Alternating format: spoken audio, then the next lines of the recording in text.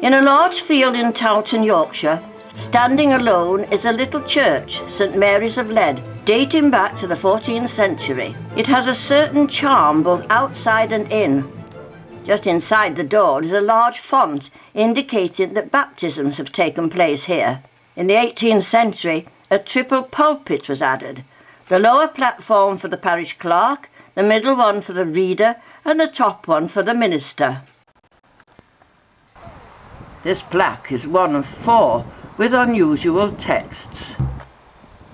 It's interesting that there is no graveyard or graves outside, the only burials having taken place within these 4 walls. I don't know how many people it holds, but a drama festival was held here recently and they clocked up 45, but that may include the cast. According to chroniclers, 50,000 men from the House of York and the House of Lancaster fought for hours during a snowstorm. And it was Palm Sunday. And today is Palm Sunday, but 2011, and it's a glorious sunny day. The trees are fully clothed, the fields are rich green, and the sun is glistening on the waters of the nearby River Cock. But 550 years ago today, it was a very different story, as the fields lay under a blanket of snow, whilst the blizzard raged above. This then was the scene of the fiercest and bloodiest battle ever fought on English soil. The field where stands the little church is on the edge of the battlefield, which is full of bumps and furrows. Mass graves, do you think? Or can it be that a medieval village lies beneath? Busy, busy, busy. It all happened with the Wars of the Roses, between the House of York and the House of Lancaster, and it's been bumbling on for years. About 8 years, I think. And it hasn't been settled yet. But there's trouble brewing. I can feel it in my bones. I'm one of the cooks up at the hall, and I hear things.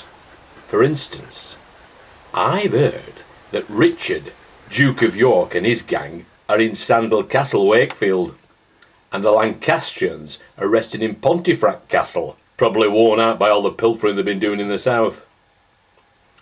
I've also been told that last year Parliament proclaimed Richard Plantagenet heir to King Henry's throne, passing over Henry's son, Edward. Well, that's going to cause some trouble, mark my words. They'll want revenge, I can tell you.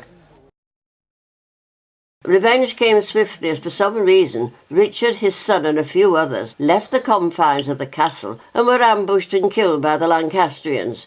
Richard was killed just outside the castle and his son on Chantry Bridge. Their heads were later spiked on Micklegate Bar in York.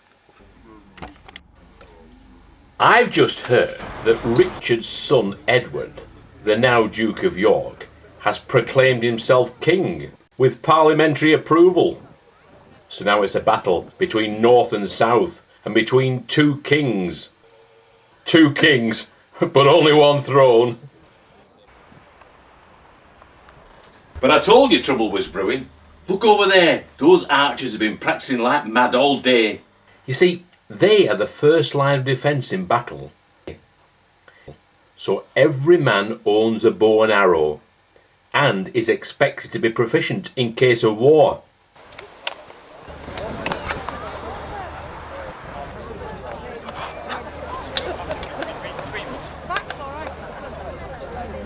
I own a bow and arrow, but I'm a cook. I don't like getting my hands dirty. Ah, food. That's more in my line. Oh dear, this looks serious. The soldiers with the pikes are arriving.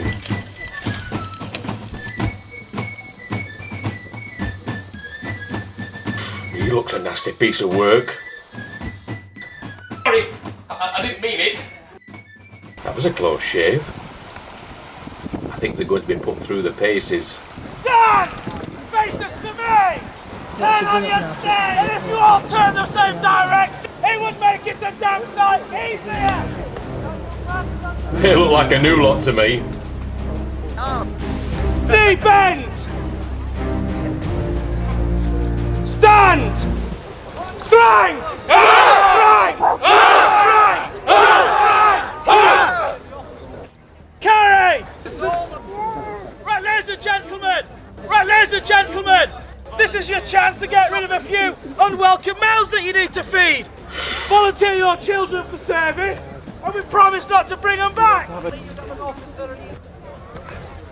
Of course, after the packs come lords and gentry on their horses, wielding fearsome weapons, which, believe me, could make a dent in anyone's skull. Ooh, makes me feel sick. I think I'll go and have a lie down.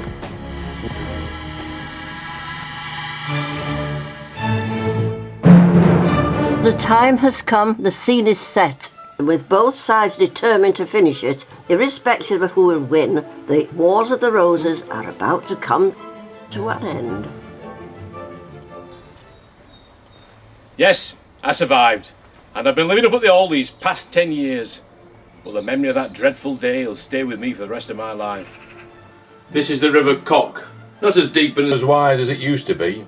And over there on that high ground, that's where the Lancastrians positioned themselves. They arrived early, and they reckoned it was an impregnable position.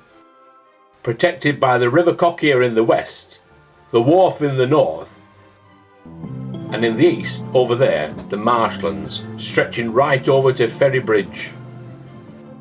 The Yorkists arrived late, weary after their journey from the south and from their encounter with the Lancastrians at Mortimer's Cross. They settled down in the low meadow. Their numbers diminished. The Lancastrians seemed to hold all the cards.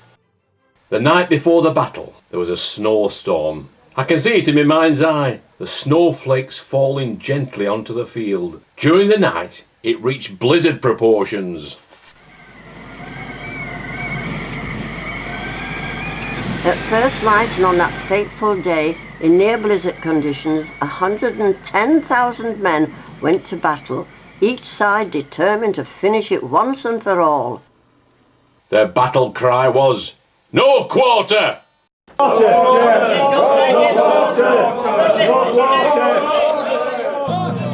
When battle commenced, the Yorkist archers, taking advantage of the following wind, shot volley after volley of arrows into the midst of the Lancastrians.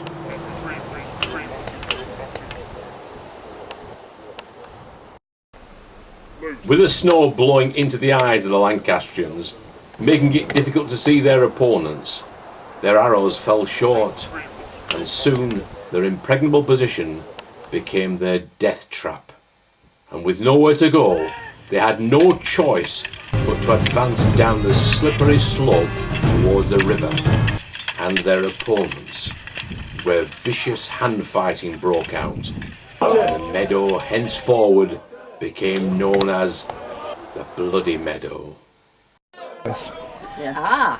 And when Duke of Norfolk arrived, with between 5,000 and 6,000 fresh soldiers, well, that saved day for Yorkists. At Lancastrians, they turned and they fled. And soon the River Cock and the River Wharf, into which the Cock flowed, turned red with the blood of the dead and dying soldiers, whose bodies piled up in the river to form a human bridge. Between dawn and dusk, 28,000 men had been slaughtered, many more maimed and drowned. And King Henry and Queen Margaret, they fled, first to York and then up to Scotland. And Richard's son Edward became Edward IV of England, 1461.